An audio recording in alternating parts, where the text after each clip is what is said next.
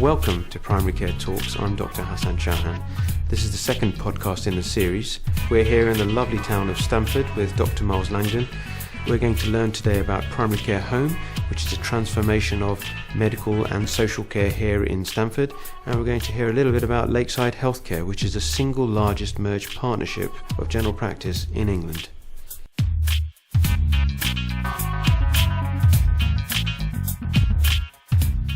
So, Miles, firstly, thank you for having us.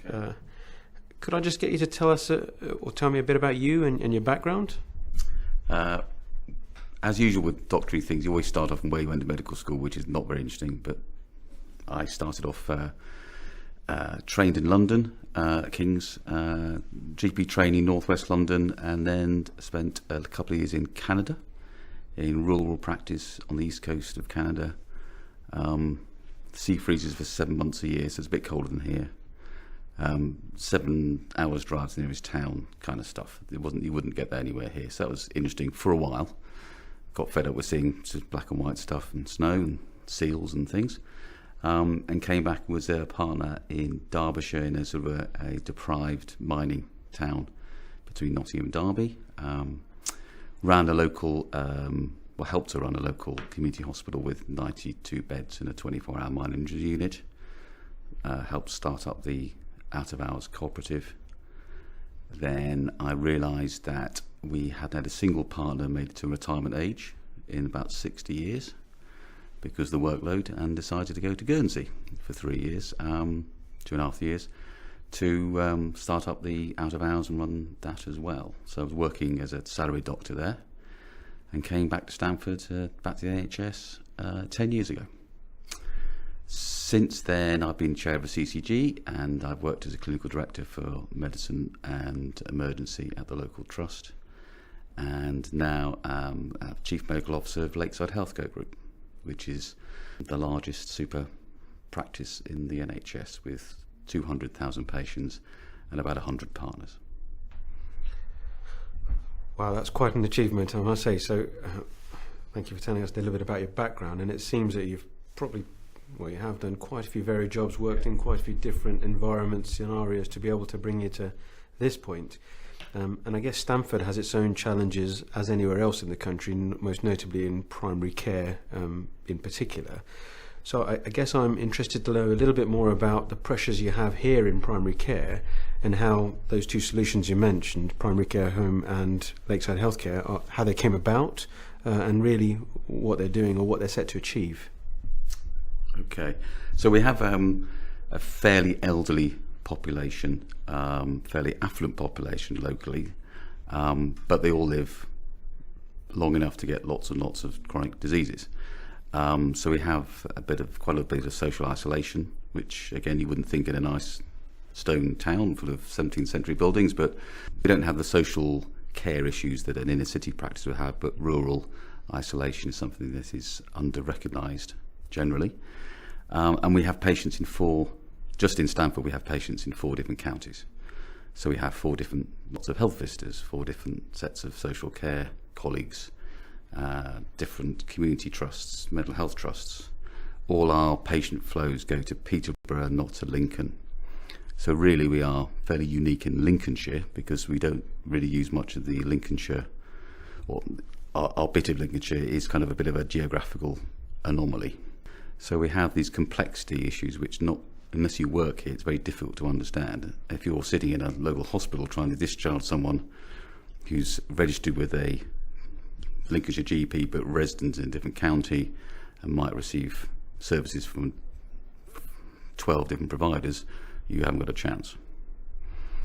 So that's part of our reason why we want to come to Primary Care Home, because what that is all about is eventually getting a capitated budget for our population, so all these issues can be sorted out, we hope, by having the money rather than having to go to different providers all the time and commissioned in a separate way at 4 different times. And so where are you on that journey with Primary Care Home? How's it working out so far? We, as a group of 3 practices in Stamford, decided to merge with Lakeside about a couple of years, started the process about 18 months, 2 years ago. So it was July last year that we actually merged formally. And then we thought we could do a lot better for our patients if we worked with the community of mental health and third sector rather than they were being sort of distant and separate all the time. So we decided to join the primary care home programme because it just fits with what we want to do, which is effectively work together and align the finances better than they are now, and take on the budget, as we say, because we think we can run it better, more efficiently for our patients.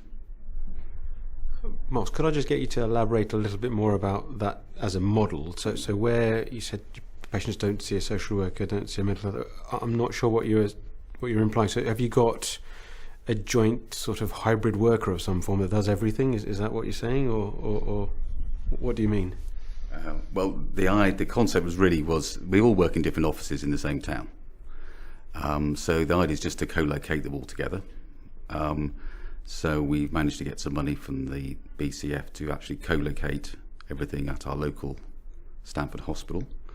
So we have 2 sites now instead of 3, and so we are literally 20 yards away from a 20 hot desk room where all the community mental health, social care, third sector will starting to work from January the 1st.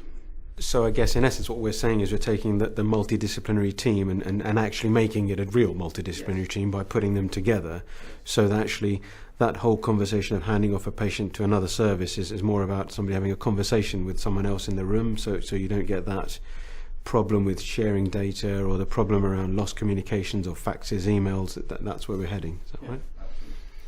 That sounds brilliant, that does. Just tell me where social care fits into this picture then. So the part of the other tenet of the primary care homes look after a segment of the population. So you focus your efforts on where you're going to get the biggest bang for your buck, as it were. So our population, the most need is going to be the complex elderly, as there in most other places, but not all. We want the team to effectively look after approximately like 1,500 patients who are probably not the ones that are frail now, but the ones that you can actually spend the least amount of money but do the most for. So if you can focus on those and start to make it more efficient, you can make some big inroads into not about savings, but making it better. And you said earlier on about tapping into some of the BCF funding. Fantastic that you managed to do that. What I would ask then is, so what other or what support or resources has being part of primary care home afforded you, and equally for Lakeside Healthcare? Have you had people like the CCG or county councils or borough councils even contribute in some way, non-financially and financially? They've been very supportive. It seems to be a strangely difficult concept for commissioners, but we've got the support of adult social care because they can see it's not about them. They've offered to move their offices. First thing they said is we'll move to where you are, which is a new concept, and that's the conversation we had fairly early on, because we realised that a lot of our patients don't need to see the GP. They probably need to see a social worker or a housing officer, and they come see us because the lack of social care that's had to be imposed upon county councils with huge cuts over the last 5 or 6 years. So they've had a 40% cut in their funding. So I think even in an affluent area, that's making huge increases in workload, and then becomes a medical problem potentially. So part of the BCF funding is to deal with these issues, and they've ring-fenced the money specific. So we come up with a decent plan, and they funded it, which is unusual. So am I right in thinking that Lakeside Healthcare is the responsible party or owner for primary care home here in Stamford, or is there some differences between the two? Well, the super partnership is the overarching single organisation we all are partners in, but the primary care home is just for Stamford. But we have hubs of other practices in other towns that we cover. We're going to have 2 or 3 primary care homes within our organisation, all slightly different, but under similar kind of size, scale, and a similar concept of working together and moving into bigger, better buildings where we can all see patients from, rather than our own sort of as you can see now, they're nice buildings, but not terribly fit for 21st century medical care. Well, it's a lovely, quaint building, I must say, but I can see the challenges you might have with delivering, modern day healthcare. So within Stamford for primary care home, so have you got 100% buy-in from your GP colleagues, or are there still some stragglers, or what are the challenges there for people? Well, that was partly, we are all partners in the same organisation. So there is only one list in Stamford. There's only one partnership in Stamford. I don't have a follow-up question for that. That's a bit of a shocker.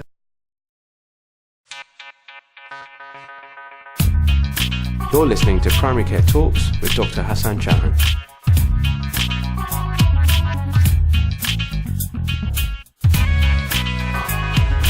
What's the size of the patient population here in Stamford for primary care home?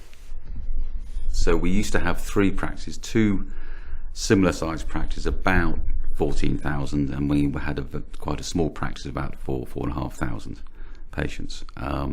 So the primary care home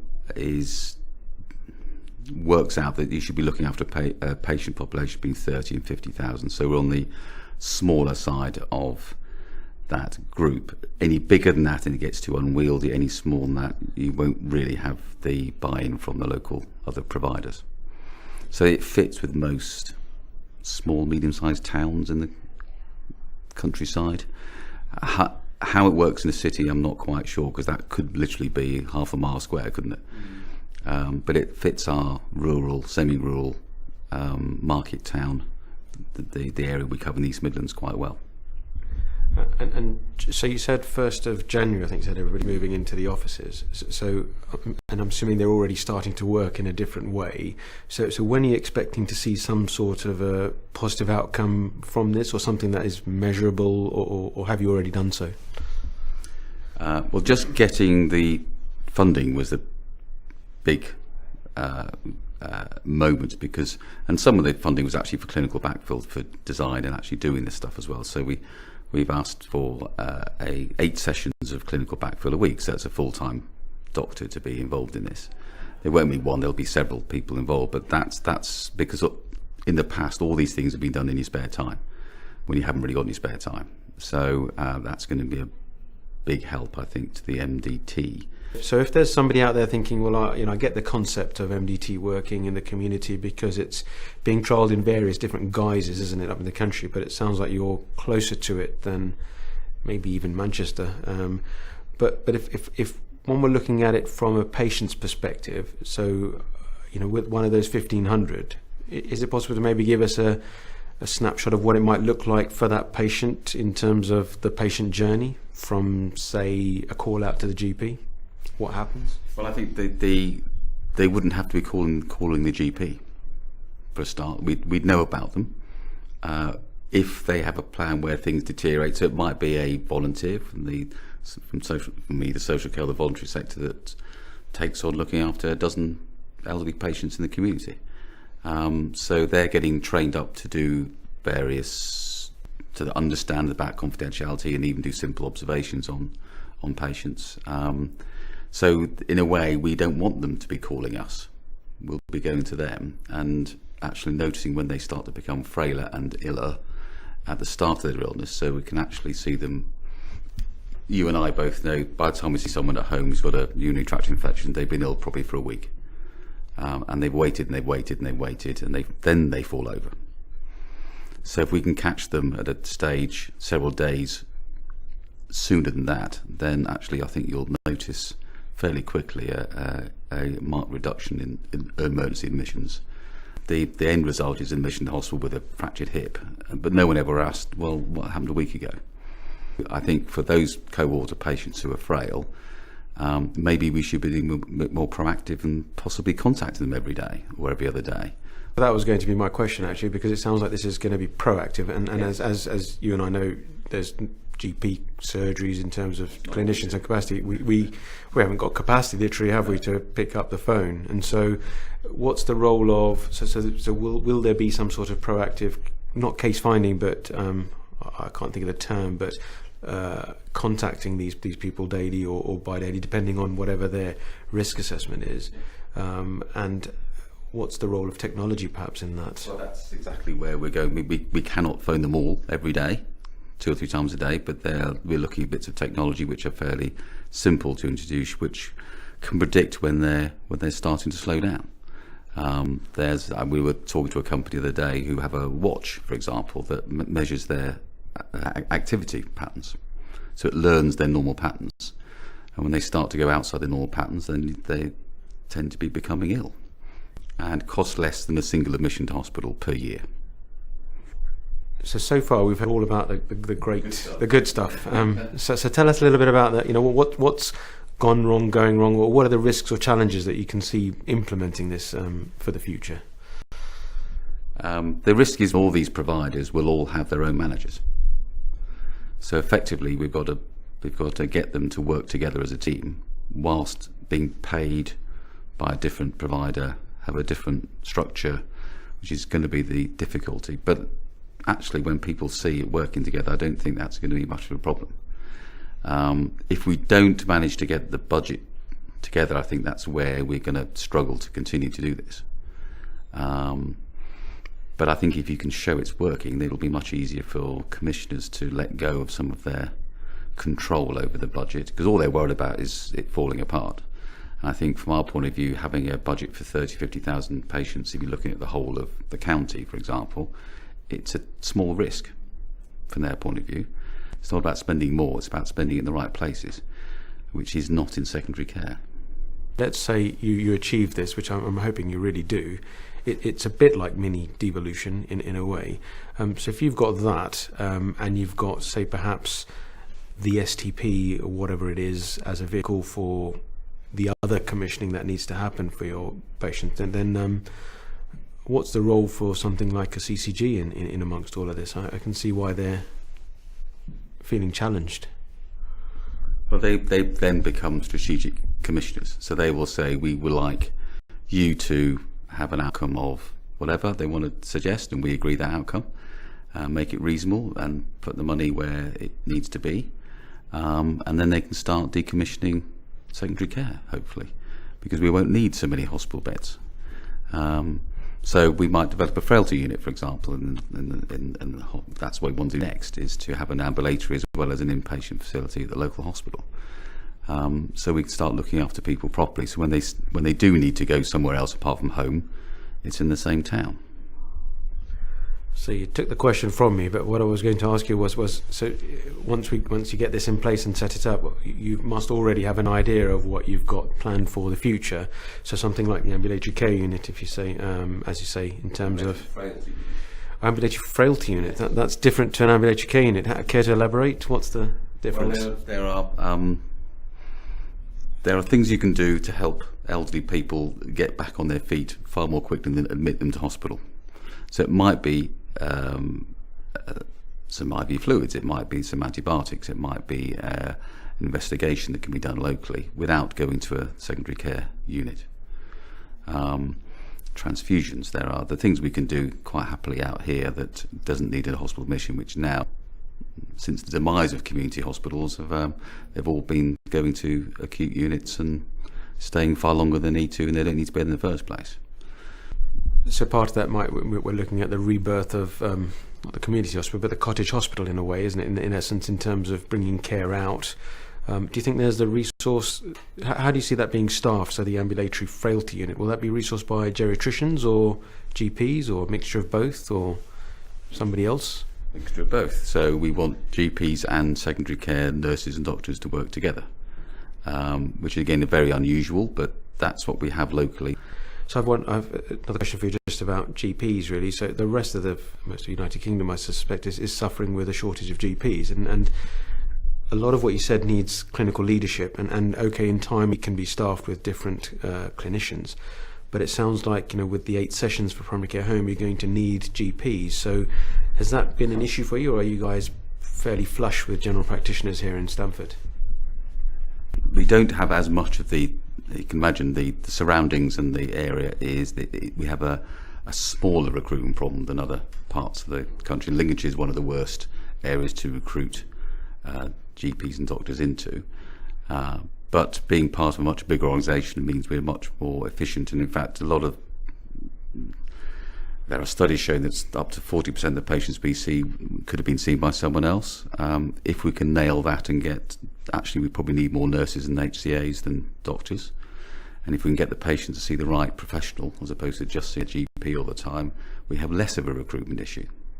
I might just take us onto the side for a second, and just because we talked about Lakeside Healthcare being the largest single partnership in England, he said, just tell us a little bit about how that came to fruition and what that's doing.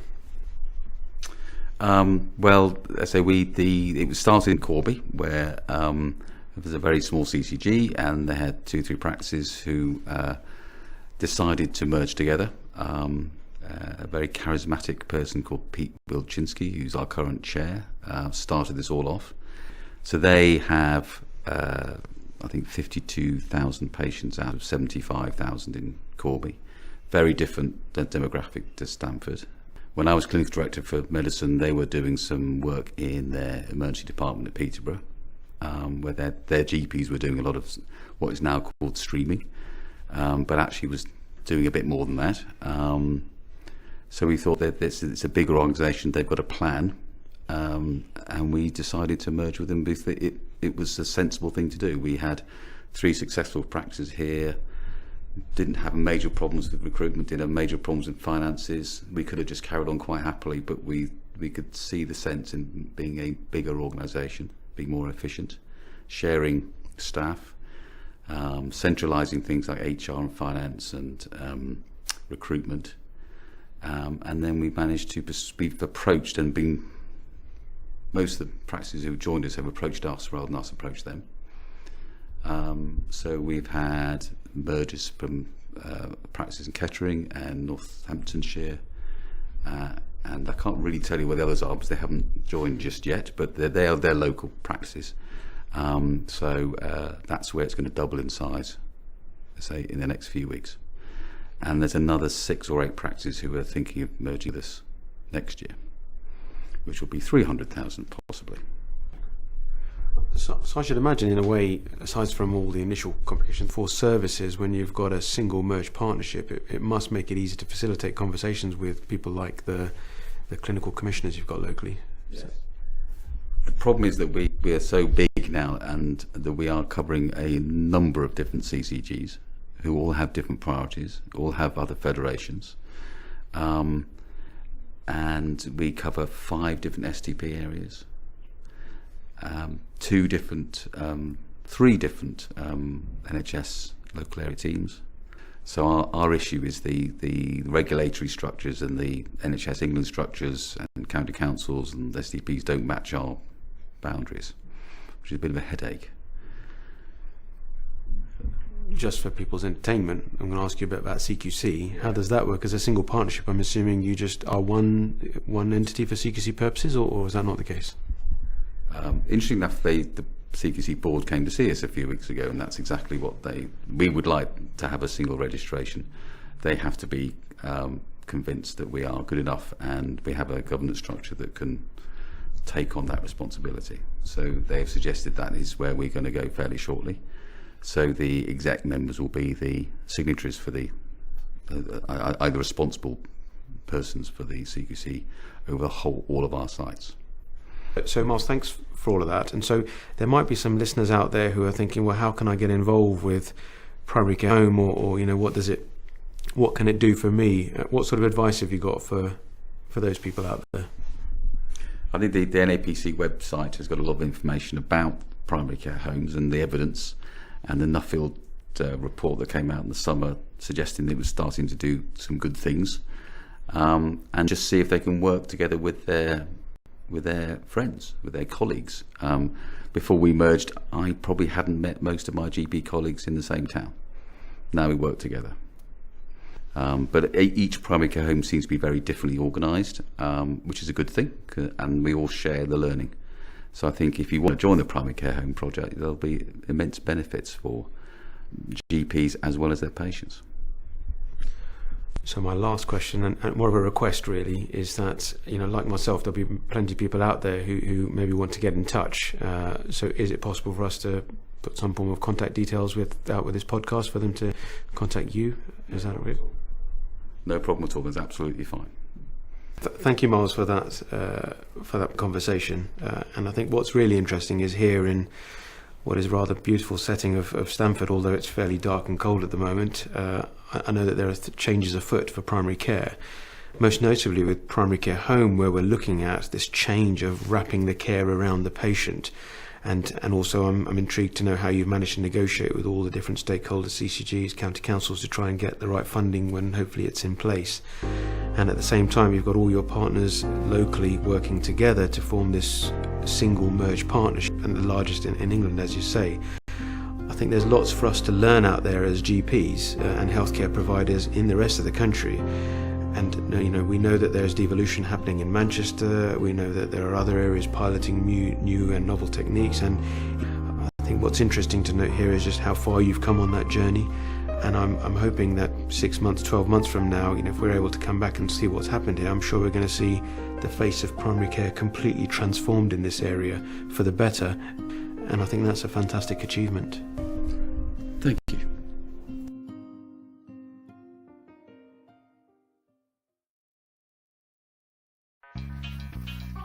Next time on Primary Care Talks, I'll be speaking with Dr. Alina Rosa. Dr. Rosa is a portfolio GP in Huntingdon with an interest in genomics. Dr. Rosa has been looking at projects involving the better prescribing of antidepressants and prescribing of medication in familial hypercholesterolemia using genomics tests and investigations. A quick reminder, if you are planning local changes or initiatives, always involve NHS England to make sure your plans fit within the national guidelines.